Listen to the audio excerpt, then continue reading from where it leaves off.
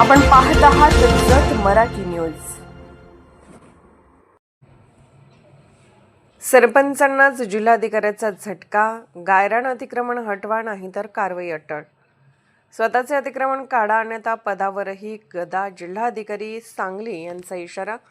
वज्रवाड तालुका जत येथील गायरान जमिनीवरील अतिक्रमण प्रकरणात जिल्हाधिकारी सांगली यांनी कठोर भूमिका घेत सरपंचांना थेट इशारा दिला आहे।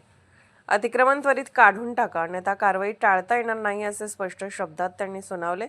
या प्रकरणी गावातील नागरिक मल्लप्पा बनसोडे यांनी सरपंच पद रद्द करण्याची मागणी करत जिल्हाधिकाऱ्यांकडे अपील दाखल केले होते।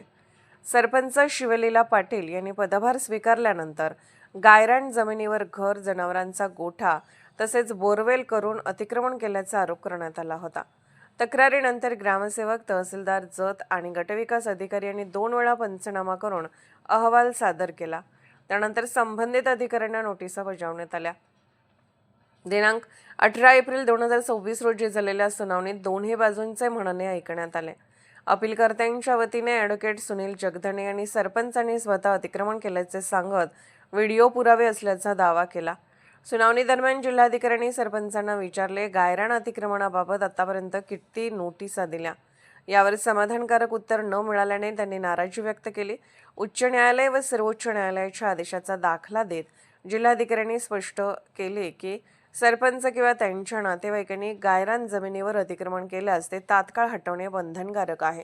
यानंतर त्यांनी स्पष्ट शब्दात इशारा दिला, स्वतः केलेले अतिक्रमण काढून टाका, तसे केल्यास पुढील कारवाई टाळता येईल अन्यथा कठोर कारवाई केली जाईल। जिल्हाधिकाऱ्यांच्या ठाम भूमिकेमुळे गावात समाधानाचे वातावरण निर्माण झाले असून नागरिकांनी या निर्णयाचे स्वागत करत प्रशासनाचे अभिनंदन केले आहे।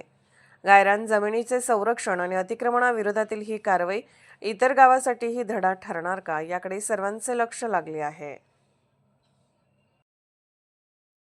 जत मराठी न्यूज चॅनलला लाईक करा, शेअर करा आणि सबस्क्राईब करा।